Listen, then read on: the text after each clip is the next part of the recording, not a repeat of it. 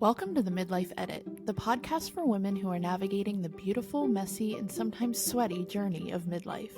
This isn't about a crisis, it's about an awakening.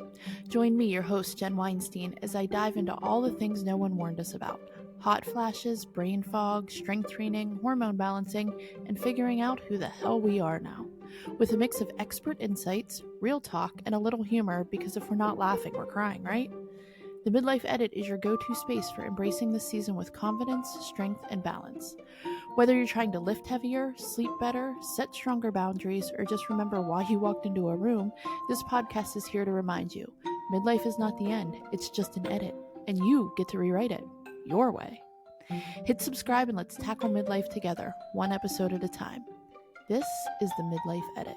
Let's make it a damn good chapter.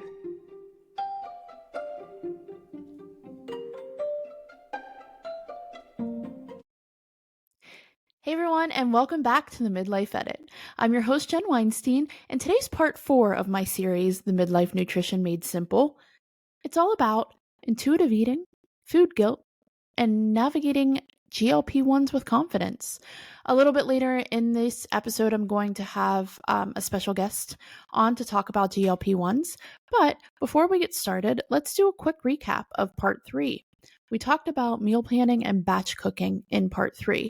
And I'm just wondering, did any of you out there try this week? Like I said, I like to do my meal planning and my grocery shopping on Saturdays, and I do all of my meal prep on Sundays. It's what works for me. It's what's been working for me, but I don't have to think about what I'm having for dinner or lunch that day. So, I'm picking my proteins and my veggies for the week and maybe throwing in a few little carbs. Cook it, put it in the refrigerator, we're good to go. So if you didn't go to the Midlife Gains Club yet and get your free PDF printout I have 2 different trackers in there to help you with meal planning, go ahead and visit that and join the Midlife Gains Club because it's a really fun little Facebook group that I created. So that was part 3. So let's talk about letting go of guilt around food and learning to trust our body again.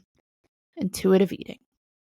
You've spent years, maybe even decades, counting and measuring and tracking and restricting and second-guessing everything you've put in your mouth. Intuitive eating might sound either totally liberating or completely terrifying to you. Maybe a little bit of both. Listen, we know that as women in midlife, we have been through every diet under the sun. We've done it all.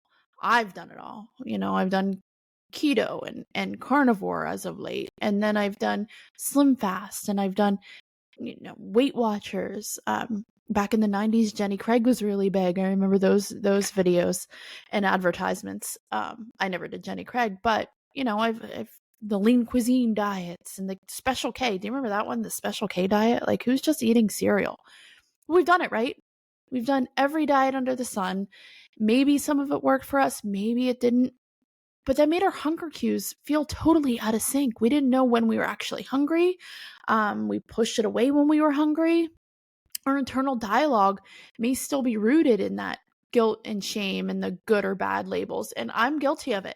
I really try hard not to say this food's good for me or this food's bad for me. But, you think about it and you're like, oh no, I can't have that. That's bad for me. And it's really like I feel hesitant. I know most of us probably feel hesitant about just listening to our body because our body's been ignored or silenced for so long when it's saying, hey, I'm hungry, right? We've just been like, no, you're not. Like, push it away. But let's talk about what intuitive eating really is. It's just a practice of reconnecting our internal cues, our hunger, fullness, cravings, satisfaction. And it's a way of building trust between you and your body again. It's a flexible, self-compassionate way of nourishing ourselves, and it's not just a pass or fail system.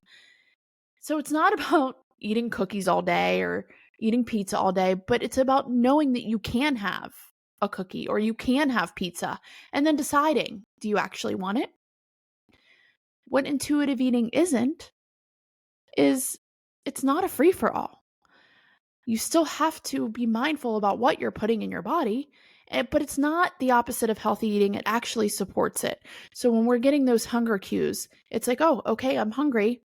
Then that's when we have to make the decision to pick. Do we want that cookie Or is it time to fuel our body with something that's going to nourish it?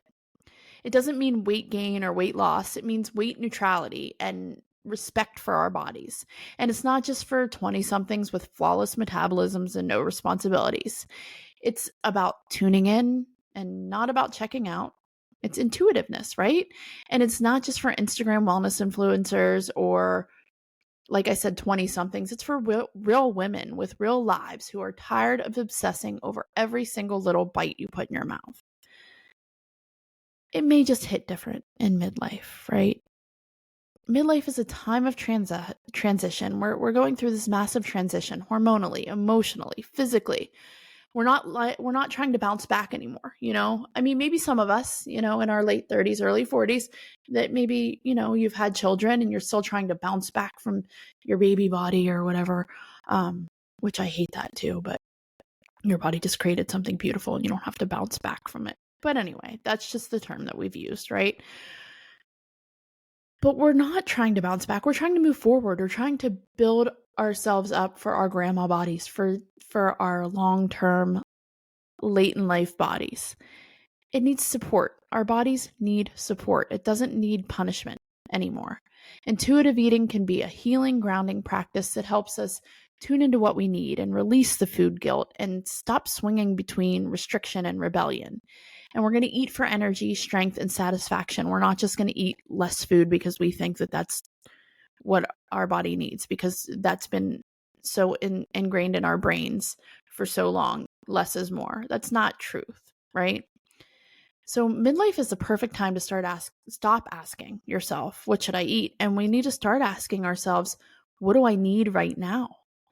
So what do I know that makes my body feel good? Everybody's different. Every single body's different. I say it all the time.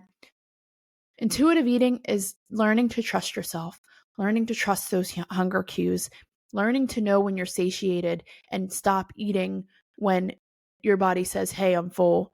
And it's about learning what's right for you and your body, which protein is right, which carb may be right, which vegetable is right. Look, people are sensitive to everything, right? Some people are sensitive to some vegetables. It's okay. We're just learning our bodies. Let's trust them. Let's be intuitive about what we're eating, but also just about our hunger cues and when we feel full. You know, I think that on the other end, you know, we talked about how we grew up with this diet culture where less is more. But then on the other hand, if you look back to your adolescent years and you're sitting at the table with your family, eating dinner, and there's food on your plate, and you say, I'm full. Think about what a lot of our parents used to say. You can't get up from the table till your plate's empty. So that's also something that may have messed with your intuitive eating, right? Is I have to eat everything on my plate because I can't get up from the table until everything's gone. So you're in midlife now. Your hormones are talking to you. Everything in your body is talking to you and pulling you all these different ways. Let's start to trust ourselves again. Let's start to trust our bodies on how to intuitively eat for the cues that our body is giving us, right? Eat for fuel and not just because, not for stress, and don't be guilty. Don't feel guilty. I'm sorry. Don't feel guilty about it. If you do have a cookie, it's not going to ruin your life. It's not the end of the day, end of the world. Eat the cookie. But then think about it again next time you go for another thing of cookies. Do I really want that? Probably not. I'm probably just bored or stressed but maybe you are having a sweet tooth craving and you know that one cookie will handle that and it'll get rid of it. So listen to your bodies. Remember, it's not the opposite of healthy eating. It actually supports it. It's about knowing that you can have that cookie and then deciding if you actually want that cookie. And we're just going to practice reconnecting with our internal cues, our hunger, our fullness, our cravings, our satisfaction. How many times did you reach for a bag of chips because you wanted them and then all of a sudden the chips were gone and you felt miserable? Or you really wanted pizza. This is me. This is what I've done. I restricted myself for so long that I love pizza. And when I really wanted that pizza, I was like, okay, all bets are off. And I just overate it. And then I felt miserable. And then I was mad at myself. And then I got that food guilt, which is so not good for us, right? It's not good for our minds. It's not good for our bodies. So let's learn to listen to our bodies. So I know that for some women, for some people in general, we have that thing in our head where it's the food noise, right? Especially those struggling with insulin resistance, PCOS, or years of metabolic dysregulation. Getting your mind quiet enough to feel those cues can feel impossible. So that's where medications like GLP-1s can be helpful. Not cheating, not as a cheat code, as people say, but it's a support tool to create space for health, healing, and healthy connection and reconnection to our bodies. Ashley Durbin, welcome to the Midlife Edit. So Jen, nice to have you here. Yeah, Good. same. How are Thanks you? for having me on. I'm doing good, thanks. Good. Good to be here. Good. So we're talking today about intuitive eating and ditching the food guilt, but I also wanted to talk about GLP-1s because when this first started to become popularized, I just listened to a podcast actually with Mel Robbins, had a doctor on, and said that these have been around actually since like 2005. Yeah. But we haven't heard about them. But now they're starting to become popularized, and the Kardashians were taking them, and then people were mad and saying it was the easy way out. And now people are like, okay, I want them. So before we get into all that, tell me about you and how you became certified in obesity medicine. Yeah, so I've been a nurse practitioner now for maybe going on 8 years. So I work in primary care. I've been in the same office, since I started, and our office is in like the Bridgeville, Mount Lebanon area. So I think for me, why I wanted to become certified was because, a lot of what we see are, patients that are overweight and, patients that are coming in wanting to lose the weight, especially when Ozempic hit the market back in 2017. It's been crazy ever since. But yeah, so I became certified through the Obesity Medicine Association. I finally got my certification last year. So I do, like I said, I do primary care, and then I also do, I work for a company outside of there too that I strictly do weight loss through. So able to help both, patients in both sites. Awesome. So, yeah. So what made you so passionate? I know you said you see like a lot of people who are come in that are overweight, and obviously if you're overweight or obese, it affects your health in more than just one way, right? But what sparked that passion for you to like help, especially women, because this podcast is mostly geared towards women, but navigate weight and wellness like in a more supportive way? Yeah, so I think that it's always been, it's an uncomfortable conversation, I feel like, for patients to come in and talk about their weight.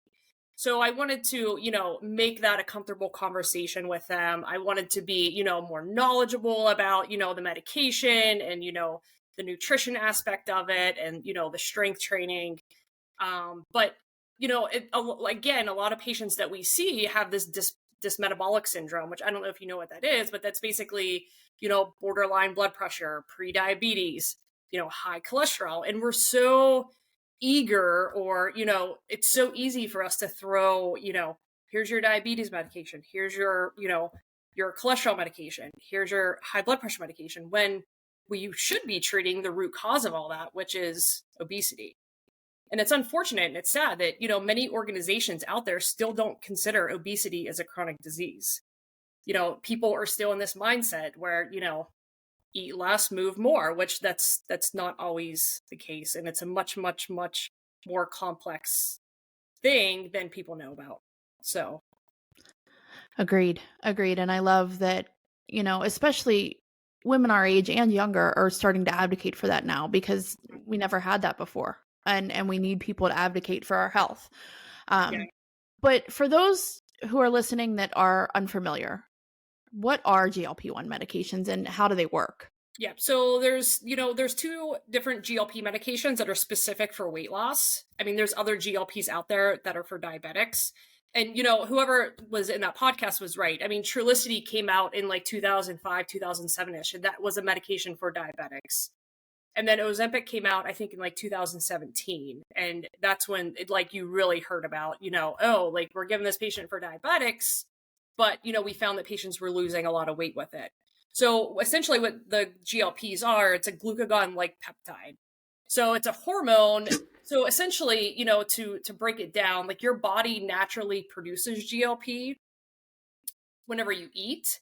However, it is very short-lived. So, this chemist somewhere, decided to make a GLP in exogenous form, meaning, you give yourself a shot that is much, much longer, that lasts a week. So it basically what it does is it slows your gastric emptying time. It signals your brain that you feel full.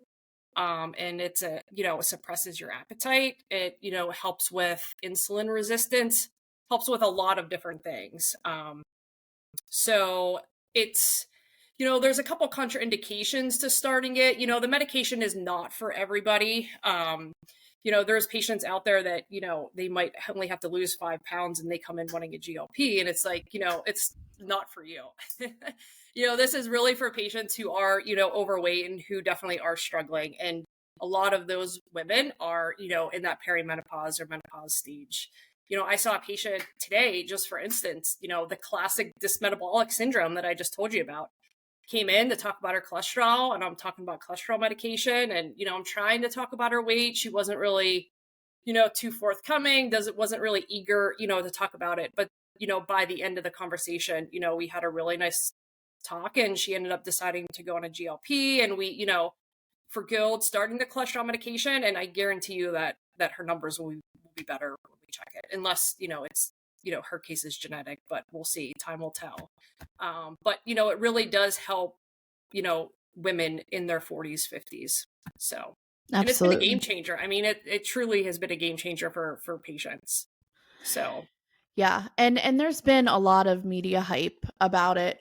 Like I said, at first, everybody was so negative about it. Now, I think Nikki Glaser was on Jimmy Fallon the other day, or Jimmy Kimmel, or one of the Jimmys, talking about how skinny people are just mad because now the people with the good personalities are skinny now too. And it was just, it's a funny little thing that the media talks about, but there's a lot of misunderstanding around these medications. So what's one common myth that you'd love to bust about it? I mean, I guess there's probably a couple. I think the biggest one that I think is, one patient, yesterday was like, oh, well, that's the easy way out. But, I would say that that's pretty, high on my list is, it's not the easy way out. It's, sometimes you do need to get over that hump, and sometimes you need to, help, especially with that insulin resistance, that inflammation. And, and then, once you start losing weight, then, the ball just continues to roll, and, you see all these other things improve, not just your weight, which, I think we'll talk about later. But, I would say that another, common one that, I get annoyed when people say is, oh, you're just going to gain the weight back, whenever you stop it. But, I think the driving point too, to, anybody that is interested in it or, on it, is this has to be a lifestyle change. It's not just, I'm going to go on this medication for, this certain period of time, stop it, and expect to keep it off. I mean, the medication is just one piece to the puzzle. So you have to change your whole lifestyle, and it has to be, for good, not just for that time that you're on it. Yeah. I mean, we talked a little bit about misconceptions on who it's for. It's not for somebody that's just trying to lose 3 or 4 pounds to fit into that dress for the wedding. Yeah. Yeah. But can a woman use, man or woman, but again, we're focusing on women on this podcast. Can somebody use GLP-1s and still develop a healthy, intuitive relationship with food? Because I hear the word food guilt and food noise, and it stops that food noise. Yeah. So if it stops that, can we still, how does that look for somebody who has had food noise all their life, and then all of a sudden it stops? Can they develop a healthy relationship with food then? Yeah, I mean, I think definitely. And, a lot of patients, what they say is, I'm eating my, lunch, and I'm thinking about what I'm going to eat for dinner. So it's just this constant, force with them. And the medication, 1,000% helps with that. And, a lot of patients that have come off of it, and I think a lot of it has to do with too, the amount of weight that you lose. So if you lose 40 pounds, you go off the medication at any point, you're much more motivated to keep it off. So you're going to fight that food noise. Like, is it going to change your appetite forever? No. It's, will that food noise come back? It could. It's just a matter of how motivated you are and, how focused you are. And again, like, how much that you really committed to changing your lifestyle. So, but, you wouldn't believe that, how much being on the medication really, just blocks all that out. So you said, somebody came into your office and said, oh, that's just the easy way out. What advice would you give to somebody to avoid the medication guilt in the diet culture that we live in right now? Because I talk about all the time how diet culture in the 90s and early 2000s was crazy, and it was all about Slim Fast and Jenny Craig and don't eat a lot of protein and eat less and 100-calorie packs. But now we're talking about the guilt of medication. So what's some advice you would give to somebody who has that mindset? Yeah. And it is crazy to think, how many patients are, they just don't want to go on it because it's just, a medication, and they're, they have in their mind where they don't want to go on medication. But, it's sort of one of those things that, if a patient's doing all that they can and that weight isn't budging, then, medication, has to be the answer. And again, it's not just, move more, eat less. Sometimes they really need, that, that jump start to, to get it going. But what I tell them is, in any medication, and, it's, there's no harm in trying it. If you don't like it, you can always come off of it. Nobody has to know that you're on it. Although people will probably know once you start losing weight, but, don't feel bad about it. It's just, type 1 diabetics, they have to be on insulin because they can't help it. And, sometimes when it is genetic, you can't help it. You have to go on medication. So, don't be afraid of it. Don't be scared of it. Don't be ashamed of it. If it's going to help, X, Y, and Z, then, why not give it a try? So you just said something there about a little bit earlier about keeping it off and what to do afterwards.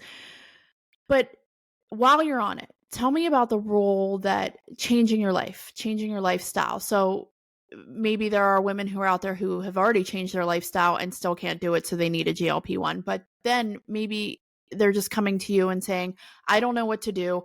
I don't even know the first place to start. What role do nutrition and strength training and mindset play with this?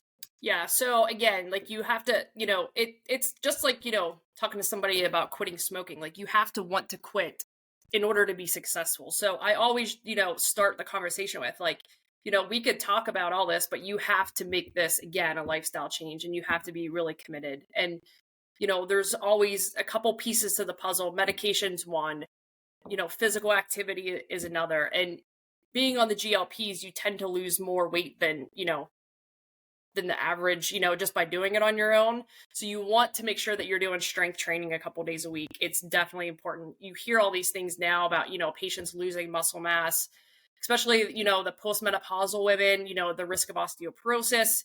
So you really have to drive home that, you have to do the strength training. And, I tell patients, don't feel like you have to go to the gym and, get a membership and, just, get some dumbbells, or I know you're in the kettlebells, get some kettlebells, throw on a 20-minute full body YouTube exercise and just do them, 3-4 days a week.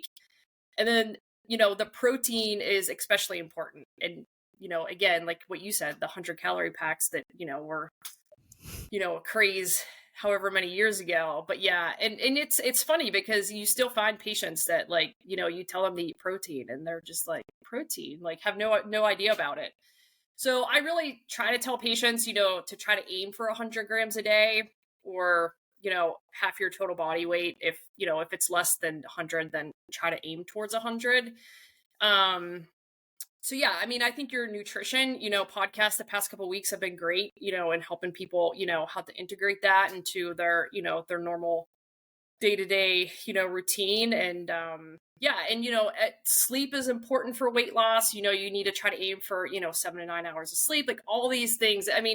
obesity is very complex. Like I said, I mean, all these things are super important to do to, get the most, success out of it. Yeah. And so I heard two different things, two different subjects with this, but I've heard a lot about microdosing. I don't know if you know who Shailene Johnson is. She No. was like Beachbody for like the longest time. And then she came out, she's in her late 50s, I think, and said, I've been teaching women the wrong way this whole time. And I'm sorry. And now you have to strength train. But she did talk about she has some clients who are microdosing it Mhm. because the little bits will help in the long run, but they're not taking the full whatever Yep. Recommended prescription doses. is. Yep. Yeah. So have you heard about this? What's the benefit of it? Would you Yeah. recommend it? Yeah. So, I mean, I think it would help. I mean, I have not had anybody microdose, and the biggest reason why would be because when we give it through the office, we're ordering it as the commercial product, so it's coming in pen form, so you can't really microdose it. So because I think where that is coming from is, the patients on the compounded route where they can actually pull up as much as they want because it comes in vial form instead of pen form.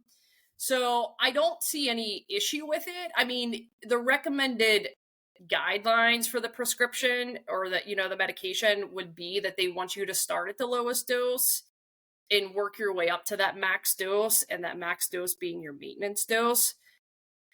If I see somebody in the office and they're losing weight on the lowest dose, like, I'm not going to increase them because there's no point. I'm going to stay at that low dose or, go up, maybe, to the next dose and see how they do. But there's no reason to increase the dose each month unless, we need to. But yeah, I mean, I think the microdosing, will work for some patients. It won't work for everybody, but I, particularly have not had anybody microdose. Just because of, again, ordering it mainly through the office. The weight loss clinic that I do work for, we do the compounded route. So patients are, able to, change up the dosing, more so than you would is if you would get the actual, the pen form. So, but yeah, I mean, I've heard good success stories with it. So yeah, I think it would be fine, for the right person. Yeah. Awesome. So what other benefits do these GLP medications have? Because I heard it stops food noise, I know it stops food noise, but I've heard it stops things like habits, like smoking Mhm. or alcohol, like drinking alcohol. So have you heard or read anything about these? Oh yeah, for sure. So yeah, I mean, Wegovy is it got approved for patients who have a history of cardiovascular disease or prior stroke or peripheral arterial disease. So it cuts down on their cardiovascular risk reduction by 20%, which is huge. So it got approved for that. Zepbound, which is the other weight loss medication, that just got approved for sleep apnea. It's, in the works for, getting approved for, fatty liver. It's getting in the works because they found that when patients, who were alcoholics that took it, it really cut down on their craving for alcohol. It helps, patients with anxiety and depression because they're losing weight and they feel, have more, self-esteem. And so it helps with that. So yeah, it helps with everything. And I can't tell you how many patients, that we put this medication on that, we're able to take them off their blood pressure medication. We're able to take them off their, their diabetes medication. It helps their joints. It helps their back. It helps a lot of things. There's, everybody talks about, oh, well, what are the long-term side effects? It takes years and years and years to do, studies for long-term side effects. As we know, Trulicity again came out in 2007 and there's nothing major with that, that we know of yet, but maybe 30 years down the road, they might say, it causes this. But for right now, we're seeing a lot of positives with it. So, Yeah. yeah. I mean, people are getting rid of blood pressure medications, Yeah. and that's that's amazing Yeah. because being obese isn't just, hey, somebody's fat. Like, there's a lot of health problems that go sure. hand in hand with that. Yep.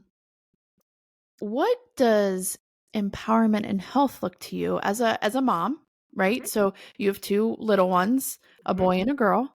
Yep. But let's think about little B, and when she's growing up and how to advocate for herself health-wise, because you and I grew up in a time where it wasn't normal. So what does that empowerment look like to you, especially being a medical professional? Yeah, I mean, it's just like what you just said. I mean, you really have to advocate for yourself, and, you have to, take control of your health and, be more active and, do this and do that. And, I will say that, I've, there's a lot of hype. I might go off topic here, but around like the perimenopause, menopause, journey for patients right now. And I'm actually thinking about getting my certification in the Menopause Society because we, even and I work in primary care, if you were to come to me, with XYZ and you're interested in hormones, like we just don't give them. Like can tell you, I've prescribed testosterone thousands of times. So why don't I prescribe, hormones to women? And like, I can't even give you, an answer for that. I think the biggest thing was there was a study that came out in like, I don't even know, the early 2000s. It said hormones are bad for women. It causes cancer. But there was newer studies out that say that they aren't that bad than what we, as we thought. And, it really could help women. It's actually interesting because I was at a weight loss conference actually the fall of last year, and the focus was on women's health. And I mean, you wouldn't believe how many OBGYNs that were talking that talked about hormone and hormone replacement that are like, we had essentially zero training going through medical school. I had zero. So, and I feel bad for women because I'm like, I don't know how to help them. They come in with, night sweats or hot flashes or, insomnia, and I'm talking about medication to treat all those when sometimes hormone replacement could just be, the answer. Yeah. So, again, like I think what you're doing and trying to help people is really good. And, I'm trying to do that too, again, hopefully I'll be able to get that certification, at some point, but yeah, so back to your question, I think it's like, it's just, you really have to advocate for yourself. You have to, ask the questions, be, involved and yeah. So. Yeah. And you're right. I mean, my sister-in-law right now is going through medical school and she did her OB rotation and they barely touched on menopause. And it's just like, but why? Well, because they only did studies on men, right? So they wouldn't know, but I'm on estradiol and it has been a game changer for my everything almost, but it was, my mom had breast cancer. So it was ingrained in my head that I can't take it because, but that's not the truth. So I love that we're talking about it. I love that it's more mainstream. I love that we can sit and have a conversation about it and say that it's as great, but it's more work still needs to be done. Right. Yeah. Because we don't want to feel like shit the rest of our lives. Yeah. Yeah. And they come out with like, there's a newer, hot flash medication. I think it's called like Veoza or something. I was on that medication, but it's like non-hormonal by your insurance or no? It wasn't. I had to get those special prescription cards, and it was non-hormonal, and it didn't really work for me. Didn't work for you. Yeah, but, it's not hormonal, but yeah, it's it's like they come out with all these medications, but they're they're never approved by insurance. So, I mean, even the GLPs, it's crazy because UPMC does not cover it across the board. Unless you have that cardiovascular, history or the prior stroke. And a lot of insurances, it's black or white. It's, we don't care if you're, 400 pounds. We don't cover weight loss medication. AHN, Blue Cross, they covered a lot of it. And then this year, 20% of the insurances now said, oh no, your BMI doesn't have to be 30 or above. It now has to be 40. So all these patients who were getting it are now told they can't get it anymore because they just decided to change their guidelines. So it is frustrating for patients. It really is. Yeah. So what you can't get it through insurance, right? So then you said you work for another company. What does the cost of something like that, just a roundabout, but if somebody's out there knowing that this is something that worked for them and they have been denied because of their BMI, how can they get it and make it decently affordable, I guess, because I mean, I watch TV and it says like that Wegovy is $497 for a shot if you don't have insurance, just for one dose. Yeah. Yeah, it's actually it's funny because it used to be like 1,200, and then they lowered the price, and I met with, you know, somebody from the company like, oh, we lowered the price to $499, and I'm like, that's still like, you know, crazy expensive. So yeah, it's expensive. So a lot of patients, what they resort to is the compounded form. So basically the compounded form, they take the active ingredient, which is semaglutide, and they can give it, you know, cheaper. But the problem is with compounded forms is you have to be very careful where you get it. You know, you could probably go on social media right now and find it, you know, all these different, you know, websites. But you have to make sure that the pharmacy is an FDA accredited pharmacy. So the FDA allows compounded pharmacies to give it whenever it's on the shortage list. They did revoke Zepbound and Wegovy off the shortage list. So, you know, there might be like a workaround with that. But again, so I would say the average price of the compounded is probably around like between $250 and $300 for patients, depending on what you know, what company you go through.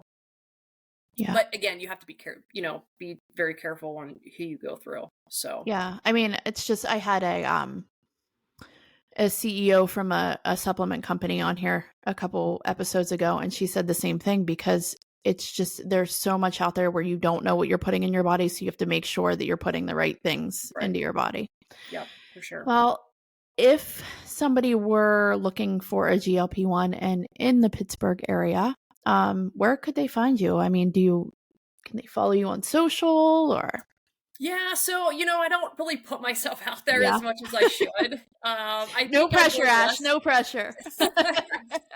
Why I really went into, you know, and I went with this company was because a lot of my patients that I follow in the office, they weren't, or, you know, they couldn't get it covered. So I wanted to continue to follow them. I didn't want them to be like on this island by themselves, getting it through, you know, some random clinic that didn't care about them. I really wanted to follow them through. So that's really why I did it. And then it kind of snowballed from there, right? So like, you know, you're my patient, you know, you lose 20 pounds, you know, you tell your friend who tells their cousin, who tells their mom. So it kind of snowballed from there. But yeah, so yeah, if anybody wants to, you know, to have a conversation, I don't have like a social media page. I'm like old school. I know I got to get with the times. My husband actually made fun of me because I still have a Yahoo email address. I didn't want to say anything. So at least it's not AOL. If they get in touch with you, you just send them my way, and yeah, we can have a conversation. Awesome. All right. Well, we're going to end with a couple rapid fire questions because I always love those. Yeah, let's do it. So what's your coffee order of choice? What do you get if you go to Starbucks or Dunkin' or a coffee shop?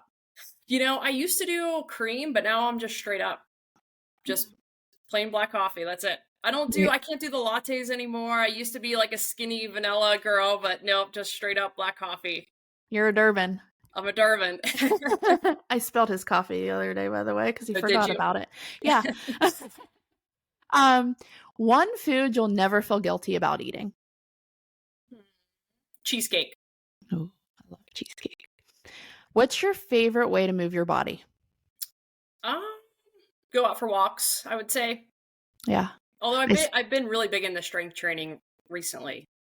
So it's a game changer almost. Yeah. Like it just makes you feel good. Yeah. I mean, I think everybody used to always say, you know, cardio, cardio, cardio.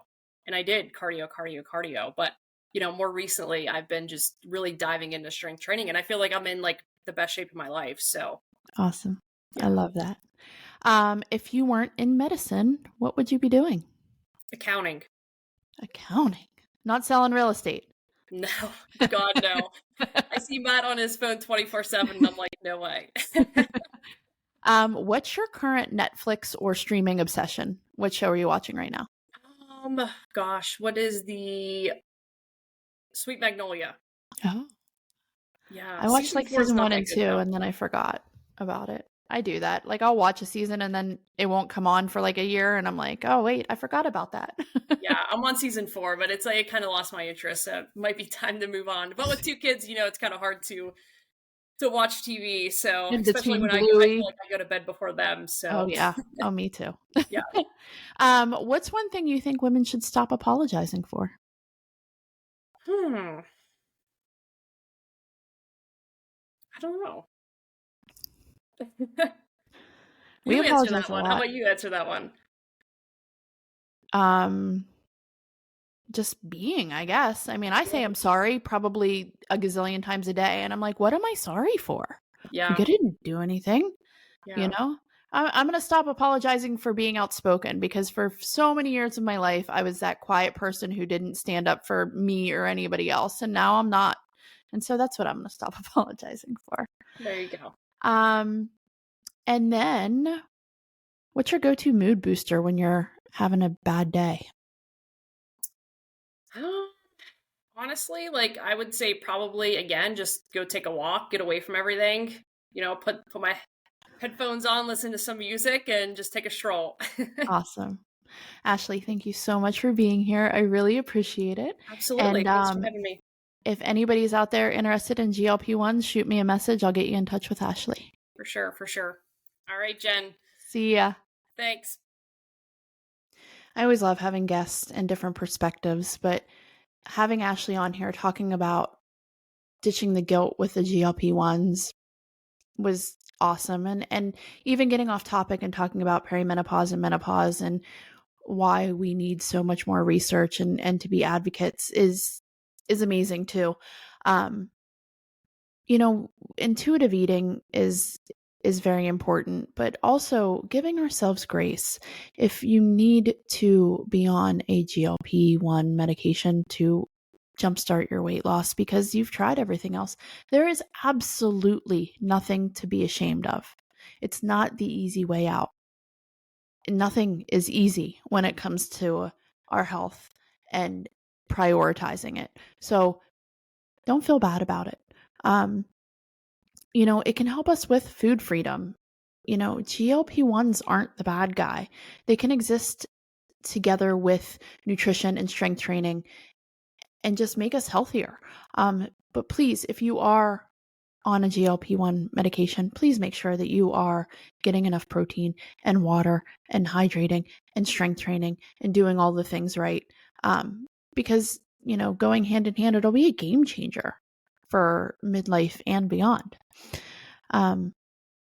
Explore what feels good in your body and get rid of the shame and the rules and the guilt and just focus on you and focus on what makes you feel good and what makes you happy.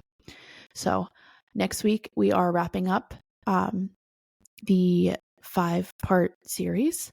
And, I've really enjoyed this talk about nutrition.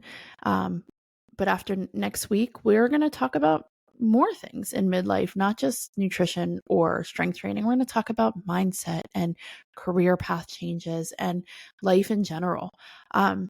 Make sure you join the Midlife Gains Club on Facebook. I will put the link in the show notes, and visit themidlifeco.com for all things the Midlife Edit. I'm sorry, the midlifeeditco.com is where you want to go. I'll link that in the show notes too.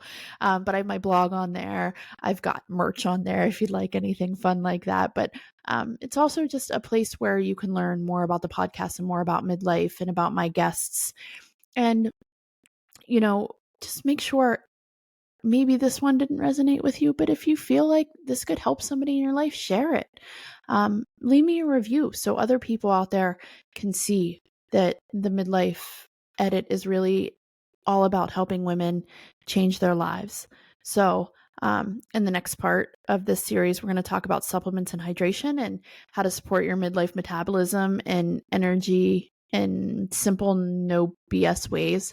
We're just going to keep adding on to everything that we've talked about in the last 4 parts. But thank you so much for joining today. Again, if this resonated with you, share it with somebody else. Join the Midlife Gains Club on Facebook. And until next week, this is the Midlife Edit. Let's make it a damn good chapter. We'll see you later.